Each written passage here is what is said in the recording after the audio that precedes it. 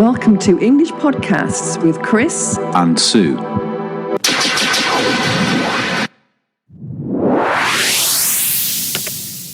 So we're in the Seven Sisters in Toulouse. We're with Paul, who's the co-owner, I think. Yeah, you're the owner. Co-owner, yeah. How long have you been here?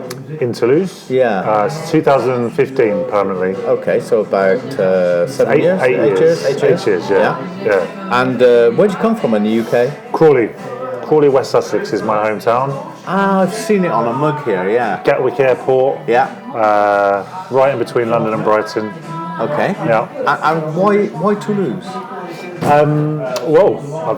It's because in 2014 I decided to make the move to France.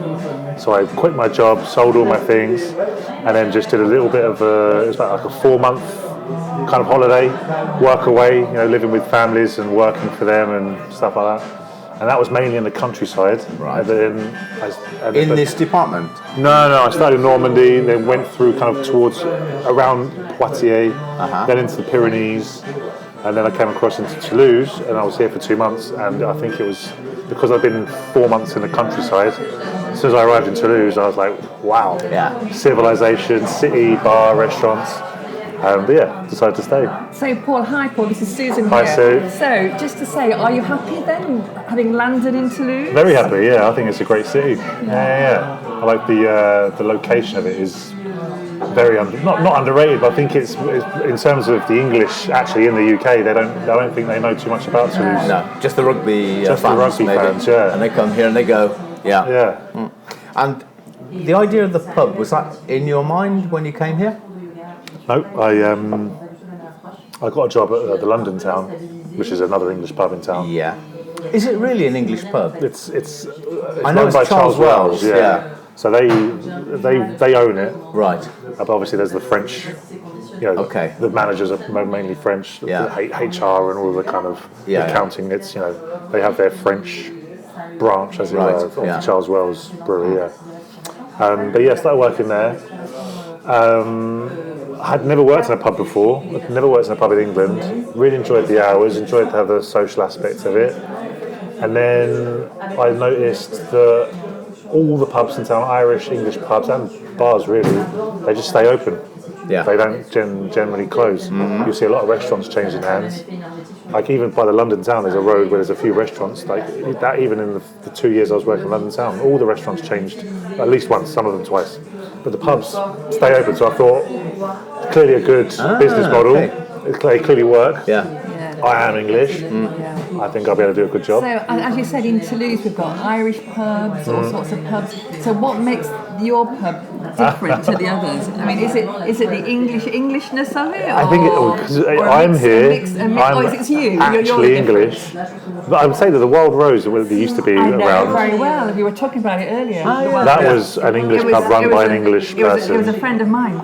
Imogen, is it? Yes, Imogen. So she is English. I would have classed that as like a and I liked the Wild Rose. I liked it. It was a real girly pub, wasn't it? I thought it was, in terms of the decoration inside, I thought it was other than ours. I would say it would have been the most legit English pub. So what about yours then? What makes yours different from the Irish pubs? That's a very good question. I don't know. I'm not sure what distinguishes them. I would say maybe the decoration. You'd get a lot more frames on the walls in Irish pubs. There's not many gaps on the wall in Irish pubs. There's just pictures everywhere. Jerseys, rugby jerseys as well. Yeah, I'd say that's quite a bit of an Irish thing. But they're all pseudo-Irish, aren't they? Really, apart from Brennan's, I think. And then I think the melting pot originally, up until this year was legit. And the Culinary as well was. Culinary project. Yeah. That was our first choice place to buy. Really? Actually. Okay. Culinary. That was our number one option. Yeah. It's small though, the Culinary, isn't it? It's because Roger, I think he's retired, isn't he? He retired. For a while, But it was a sweet deal they had going on there because they got a 3-bedroom house above. Okay. And the rent was all inclusive. The fond de commerce, like the bar and the apartment. And here you have accommodation? No, unfortunately not. No. Okay. And cheap rent though. Okay, you rent it. Yeah. Oh, cool. Yeah. And also, one question, it was a question for later, but I'll ask it now. In a lot of English pubs, like the focal point is the bar, a big bar. Yeah. In here, you've got a little bar. Was that Yeah. choice, or is it because of the setup of the building? It was, this place ticked all of our boxes. That was just one slight niggle that maybe wasn't perfect, but we accepted that because the rest of it was so perfect for us. Was it a bar before? This has been for the last 20 years. Before us, for 20 years, it was a restaurant, but it has had the license for a bar. Okay. The bar was actually here originally. But And you moved it here? No, it was. No, they moved it. Someone else had moved it. Okay. 20 odd years ago, I think. But there's been a license for. I was just saying to my friend, there's been a license for here since the 1800s. It's one of the oldest in town. Really? Oh, really? Yeah. Okay. The woman who lives on Good the top factoid. floor. She's 95, I think, and her grandfather sold it in the 30s. He owned it late 1800s. Yeah. Oh, wow. Well, that's a nice bit of history. There you go. Yeah, it's quite. You have a picture of her on the wall. We found something downstairs. I don't know if we still have it, but I'm not sure it's here. There's a picture of a guy behind a bar, but you can't tell if it's here. There's a great thing down there. They're throwing it out. There's a grandfather clock. There's no works in it, but it's got the whole cabinet. Oh, yeah? Just down the road. Oh, well, if you're interested. we've already got one. We've got a grandfather clock in the corner over there. You got everything, haven't you? Yeah. So, are you a French national? No, that's something I'm. That was my New Year's resolution, actually. I think this year to maybe see if I can get that done. Yeah, but it's no problem running a business after Brexit and whatever. Not for me personally. No. I've got that 10-year visa, the carte de séjour, so that's fine. Yeah. But yeah, it's all good. Apart from I get my passport stamps now when I go back to England. Oh, really? Yeah. I know that's always an issue, but Weird. it doesn't actually mean anything. No, it just feels a bit weird. Yeah. So if you were talking to somebody who didn't know the Seven Sisters, how would you describe the atmosphere? Cozy would be the word I would use. What I like about the place is it's even when we're full and we're busy. If you don't have a seat, you can't really hang out in here. There's nowhere really to stand. No. So it kind of reduces. It keeps the numbers at a certain level. Yeah. So that it doesn't get crazy and it doesn't get too loud in here. And you have a bit of a terrace there. Does that get full in the summer? It goes full of the summer. Yeah. Yeah. It goes around the corner of the building. But yeah, cozy would be the word I would use. Number one. There's a lot of wood here. It's woody, dark. If it could be darker, I would have it darker. Oh, yeah. Really? Yeah. Well, it's very, very cozy. Do you not have a fire or something that could put I wouldn't. There's a yeah? fireplace over there, but it's been discontinued. And also, I think that's would probably be against the law. I don't know. Probably. Don't know how that Although works. you can smell wood smoke in Toulouse sometimes. Yeah. So what's your favourite aspect of running a pub? What? Sorry. What's your favourite aspect of running a pub? I don't know. Just being your own boss. I think. Yeah. I think that's the good thing. Yeah. Being your own boss. In what way? Hours. Well, just being able to do your own hours. Yeah, we don't have to answer to anyone. There's no HR. There's there's no mystery customers or anything like that, because that was somebody who used to wind me up in my old jobs, old pubs I used to work in. What used to wind you up? Mystery customer, which is there was just someone would come in, employed by the brewery, okay, and they'd ask a set of questions, and then really? or they'd have a questionnaire to fill out afterwards, whether the bartender did this, that, or the other. Oh my goodness! And did they always ask for like really complicated drinks, or did they? Not really. There'd be some where they'd come in on a Friday night, and you'd have like 30 pairs of eyes looking at you, wanting a beer, and then the mystery. So it would say the mystery customer came in at 9 p.m. on a Friday. You're like, what already? Yeah. That's a terrible time to come in.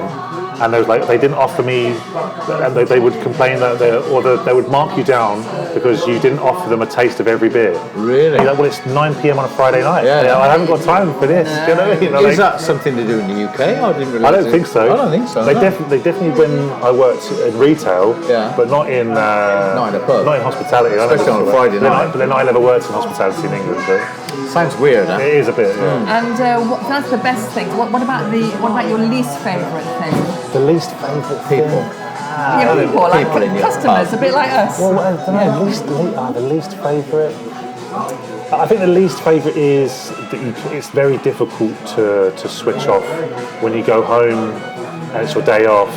When it's your business, it's impossible for you to relax. I'm still like doing stuff for Instagram and like coming up with ideas and all that kind of stuff. When I'm off, I should be I try and get away from here. I try to stay away from the pub when I'm off, but you can't get away from it because it's your baby. I think that's one of the nice things about having your own business. Oh yeah. It's just got ideas generating all the time. Ideas all the time. Oh, it's fun, but I would.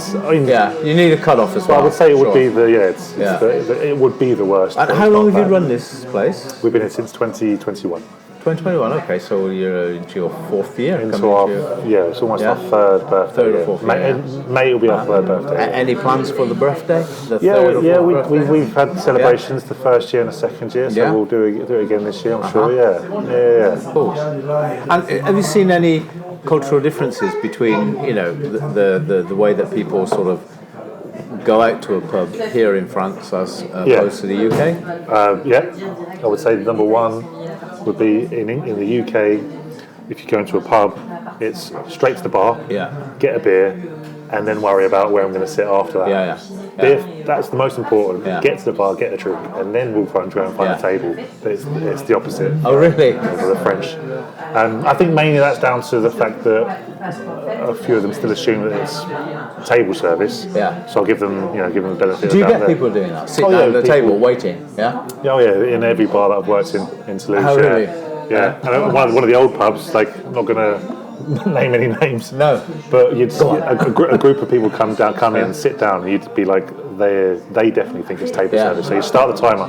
Oh yeah. So you get the phone out, start the timer, and you think, see how long it takes for them to realise that we're not coming. And what do they do? They come and complain, or they just eventually just realise that no one's coming. I noticed you got because in a lot of pubs they have service at the bar. Yeah, we have it on a poster on the window of the door. Okay, maybe it's not enough. Yeah, but I don't think people actually see that. But people aren't going to see that. I think that's more for the people sat outside. Yeah.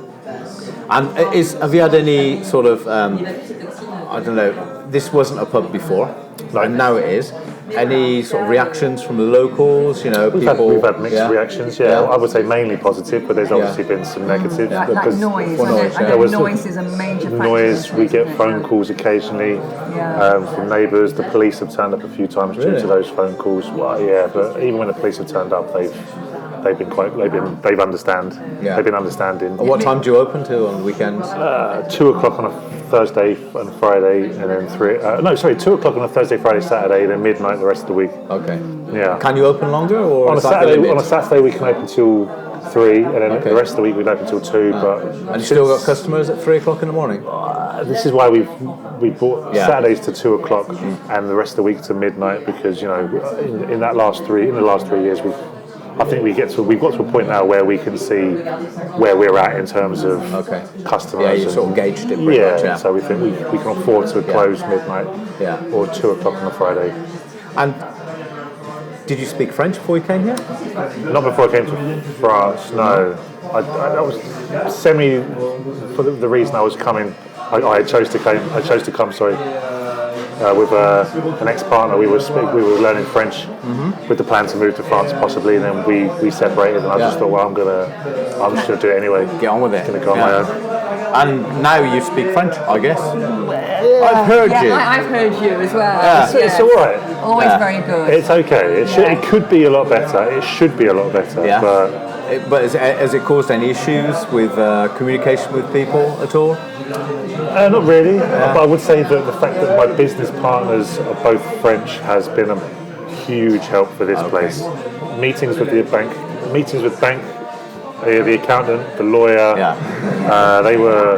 They were difficult for me to understand. In fact, I didn't. There was moments where I was like, he's half French, half English. Well, he was born in Toulouse. But his dad's Italian and his mum's Norwegian. So because of that, I would say, they met in England.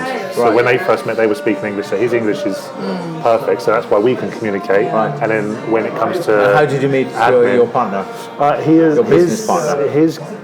When I worked at the London town, I was the assistant manager. I was in charge at one point of recruitment, and I recruited his girlfriend. Okay. So she was a bartender there, and then he would obviously come into the pub to see his girlfriend. So we got chatting. And just coming back to this language thing, we are a kind of language podcast. It's very true that when you can speak French very, very well for conversations, but when you have to go to a lawyer, an accountant, Or a trouble, bank. maybe. Yeah, if you have Or any even trouble. trouble, yeah. It's a different. You've got to really use different skills then. Yeah. Different language skills altogether. Yeah. I unfortunately, I found myself shutting down quite often when that happens, especially with the bank and the accountants. Just sign on the dotted line. Well, this is what I'm saying. Like, if Ivan, my business partner, we'd have a discussion. We'd be at the lawyer's office for an hour and a half or whatever. She'd pull out a document of like 200 pages and ask us to initial each page and sign. And I would say, I'd say French, to him, it's like, I'd say to him, I was like, look, if you're signing this, I'm going to sign it. Yeah, exactly. Yeah. I see you do food.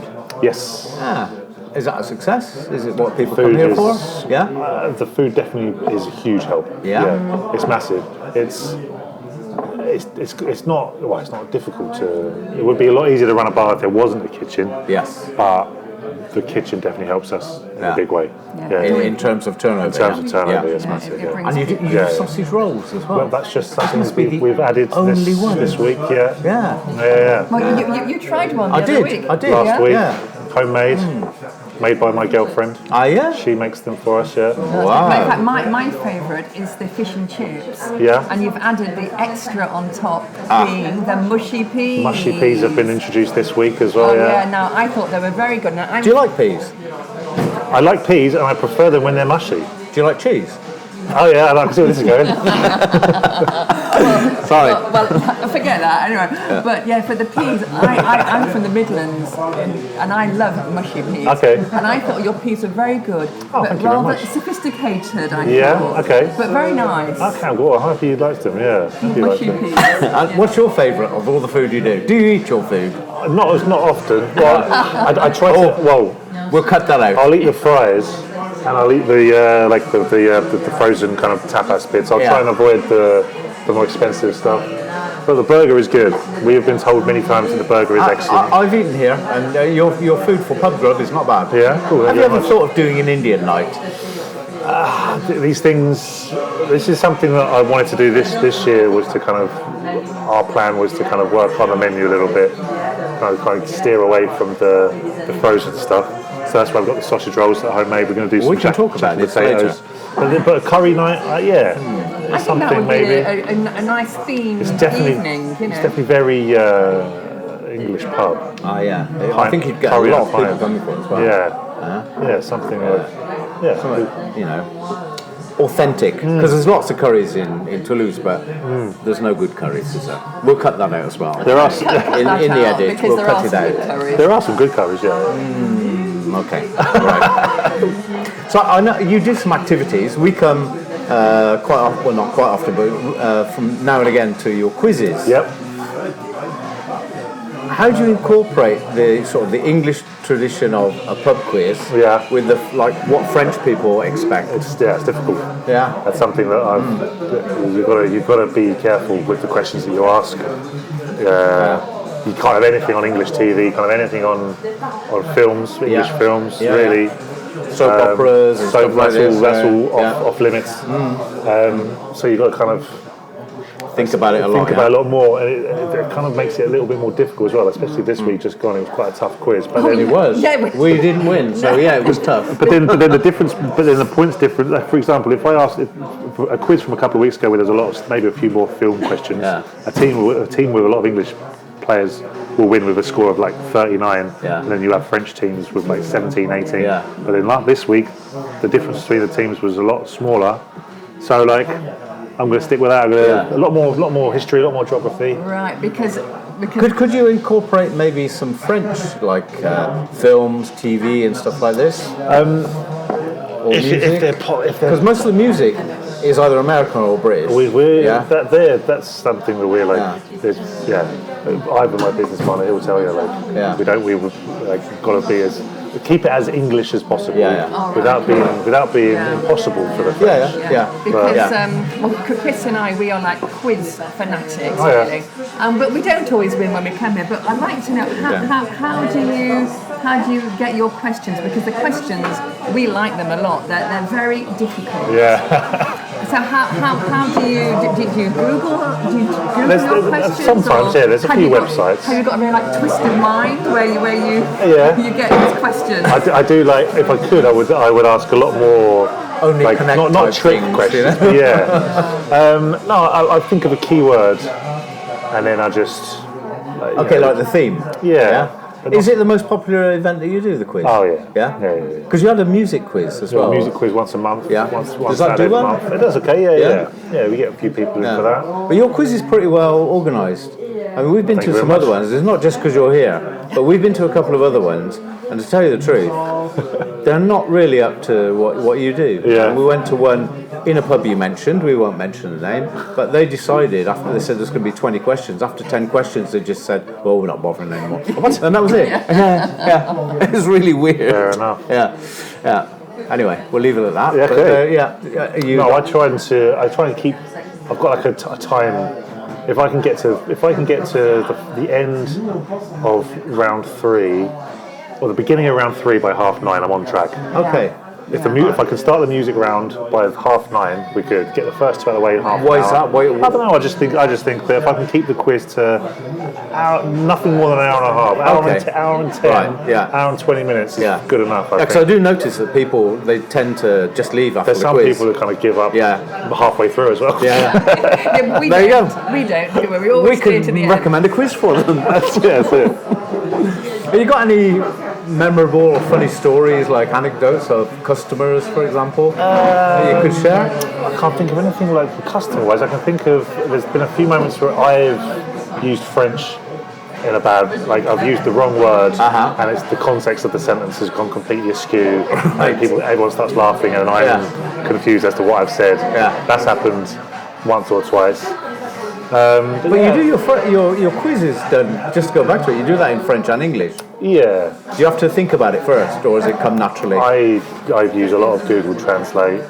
I try and use that just to reduce the workload. To be fair. Yeah, well, why not? Yeah. Okay. And this is a bit of a deep one. Well, it's not very deep, but deep for me anyway. But as owning this pub, running this pub, has it done anything to sort of help you grow, I would say, personally in a way? Yeah, I guess so. I mean, there's a lot of responsibilities. Yeah. I quit alcohol two years ago now, for personal and business reasons. You were drinking the pub dry. I was doing all right. Yeah. I was getting through some beers. Yeah. And so I just thought I would. Because very often when you work in this sort of environment, it actually turns you off alcohol. Like when you work in a restaurant, I worked in a restaurant and I'd hardly ate, you know. Well, that's funny because that's what I said to myself when I first came to Toulouse and worked in a London town. I was like, well, I'm sure this will help me like stop drinking. Well, it's not like I was ever like a huge alcoholic, but you know, I thought, well, this will help me kind of maybe cut down. But it did had the complete opposite. Oh, really? Effect, yeah. I was like, available. All these I'm getting drunk, having fun. I was like, I can't wait to have a beer. But no, I since we've opened here, like it was 6 months after you opened, I thought I'll knock it on the head so that I can. So what do you drink? Non-alcoholic beers. Okay. Some of them are really, really good now. Oh, really? And it's one of those. I think it's going to become a lot more of a thing as well. You do non-alcoholic beers here? We've got 2 here, yeah. Do you sell a lot? Yeah, well, in January we have. I think dry January's been a big thing this year. Okay. Bigger than it has been before, I think. Really? And I just think It's caught on from the UK and whatever, And I think there's a trend going towards non-alcoholic So you could bars. do, next year you could do dry January and veganuary as well. Yeah. Get the sausage rolls, you know. Maybe not. Burgers you could. You do your... What? Can I just ask you a question? Yes. And I can edit this out if you like, but why is your veggie burger more expensive than your it's meat annoying. burger? Yeah, it's just the cost of that particular steak is it's more expensive than real meat. It's like it's frozen as well. It's the Beyond Meat. It's a company in California. Okay. And and you ship it from California? Well, it's available in the supermarket, in Metro, but it's just more expensive than meat. But it's very good. It's not like a basic veggie burger. It's an exceptional. So it's a product, justified price. Yeah. Maybe I'll try it next time. You won't. You can't tell the difference. It's incredible. Really? Yeah. If you put So I bacon don't in see the that, point of that, really. You know, like For someone vegan bacon and stuff like this. I mean, why? bacon as they call it, I think. Something like that. Yeah. But why? I don't know. I think if for someone who's maybe gone from meat to vegetarianism, it's kind of like a good kind of. It's the same. It's the same as if you're born Muslim. You're not going to drink non-alcoholic beers. Yeah. But someone who's gone from drinking alcohol to then not drinking alcohol, you're going to drink non-alcoholic beer. So I think that sort of thing for them. But for someone who's been a vegetarian their whole life, I get it. There's no point here. Yeah. I don't think I'd bother drinking beer if I was going for an alcoholic. But anyway, that's me. There you go. And do you celebrate any cultural events in here at all? French and English? Not really. No, it's good. St. George's Day. St. George's Day. 14th of July.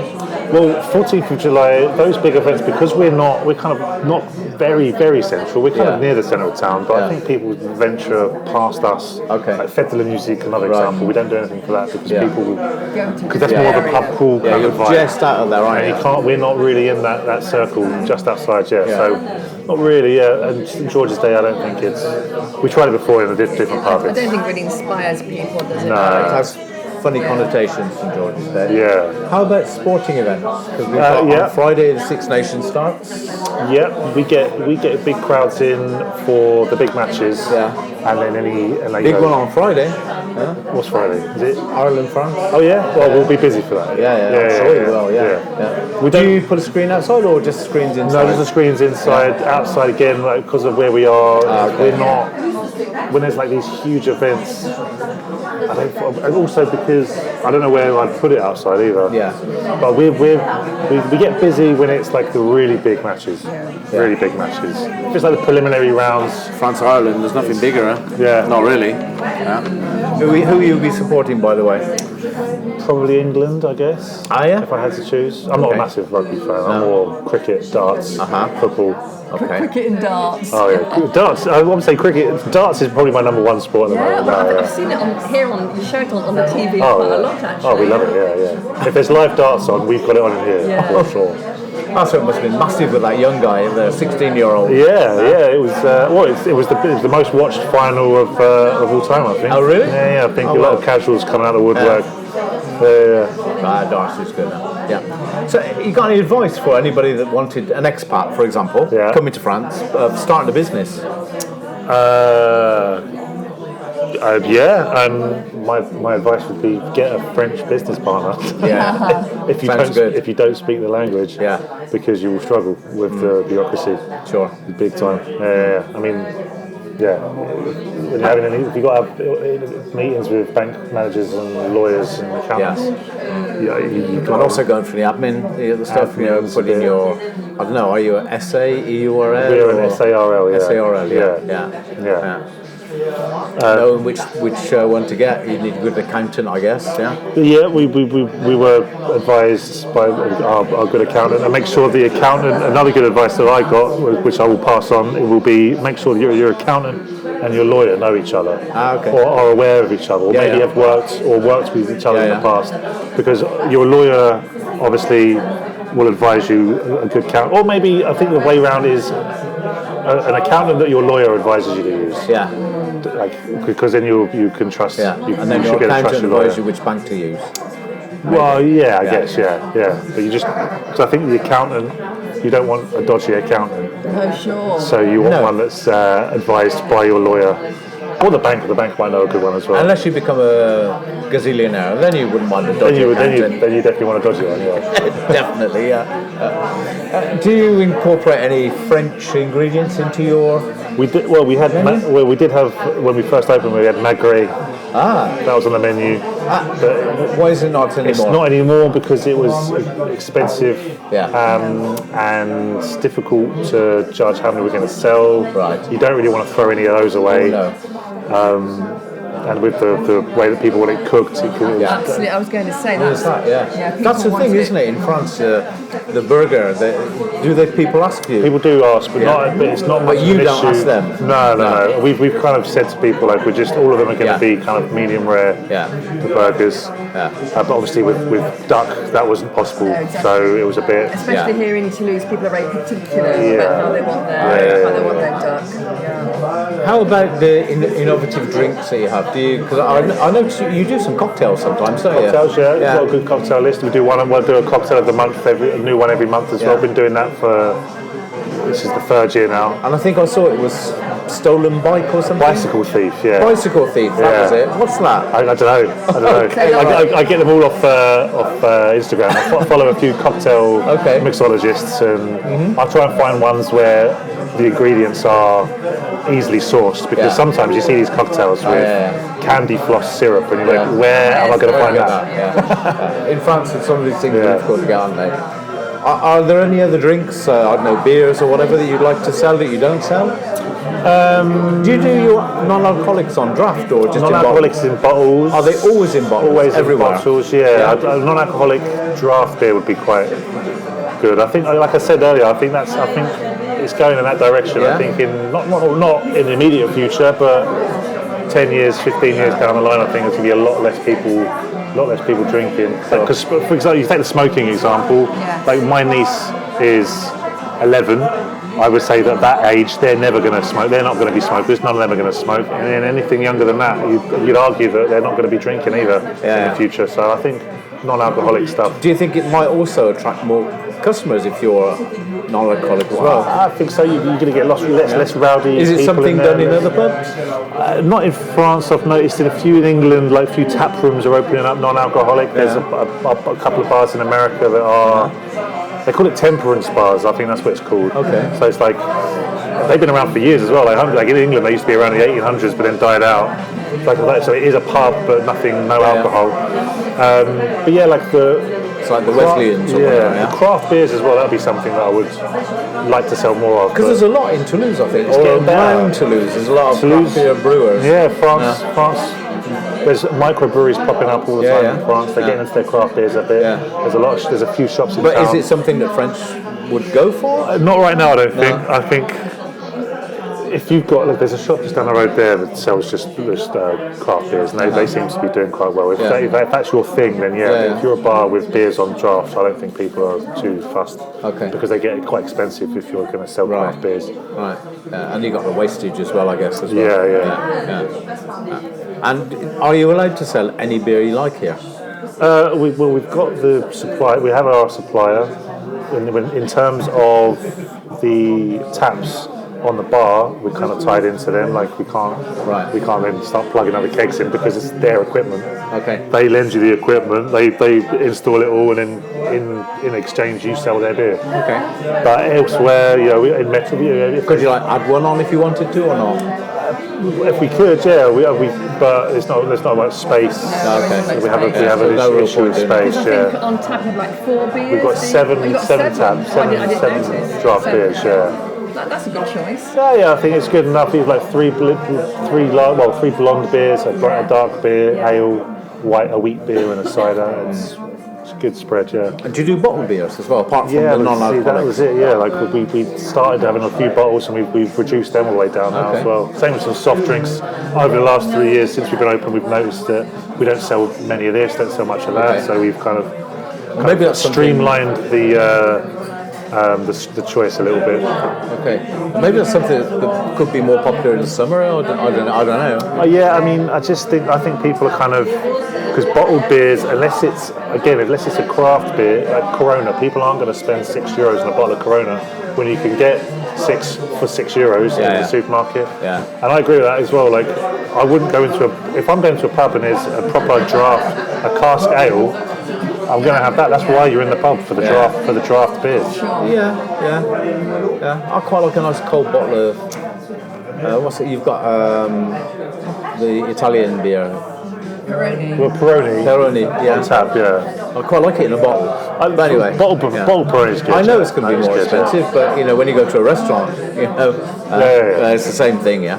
So, what are your plans for the future plans for the Seven Sisters? Well, future for the Seven Sisters would be maybe employ 1 or 2 people, so we can take a step back and maybe concentrate on another bar, opening more. I've always wanted. I didn't want just one. I wanted to open a few, and.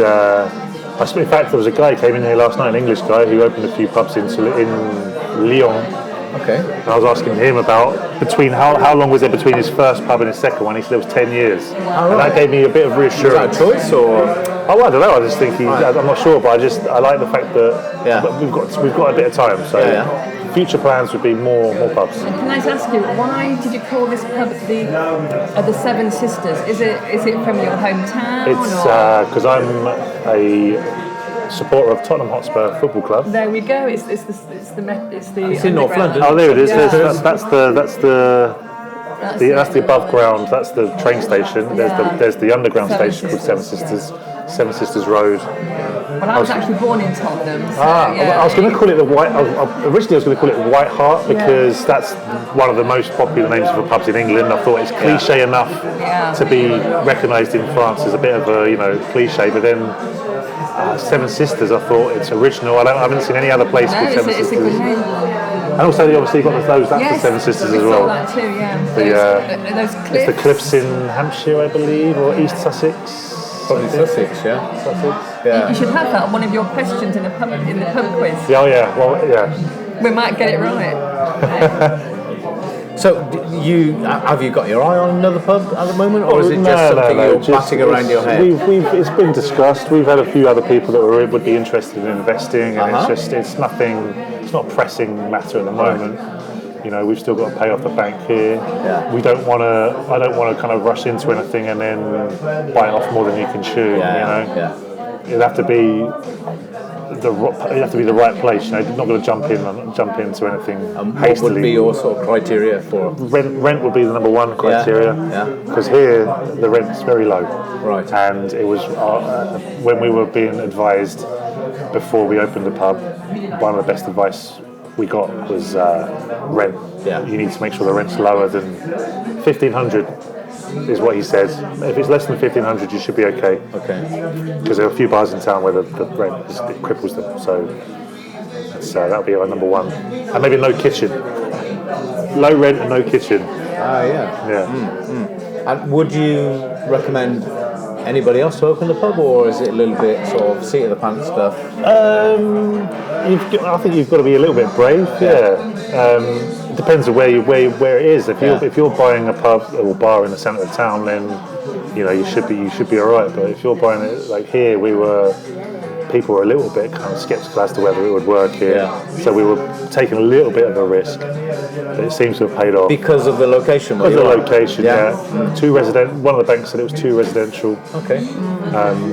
Which I thought was quite a weird thing. Yes, because when you're just down the road, but in the UK, they're in residential areas, But it seems to have paid off. Yeah.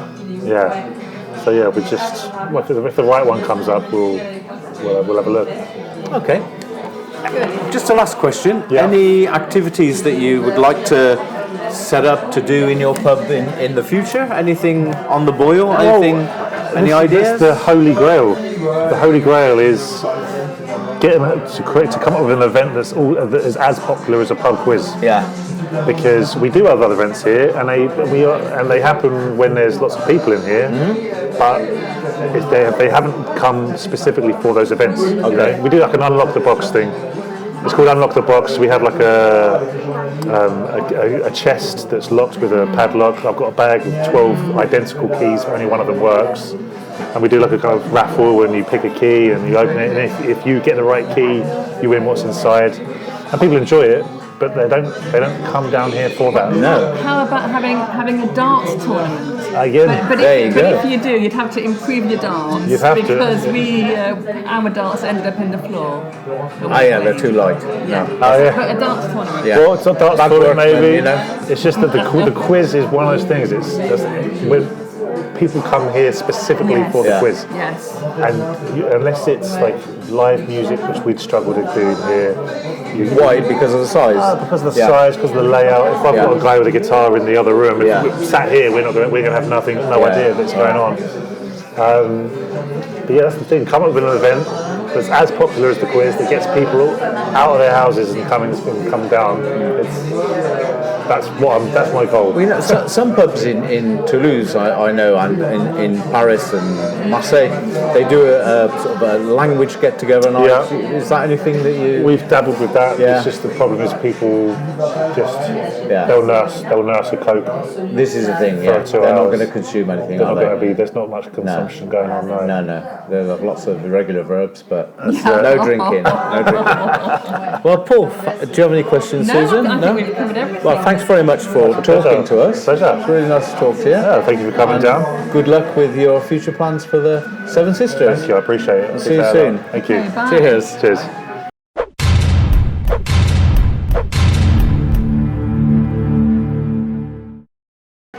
Thanks for listening. If you enjoyed this episode and you'd like to help support the podcast, please share it with others, post about it on social media, or leave a rating and review. To catch all the latest from English podcasts, you can follow us on Instagram at english.podcasts and on YouTube at english-podcasts. And visit our website at english-podcast.com. Thanks again, and we'll see you next time.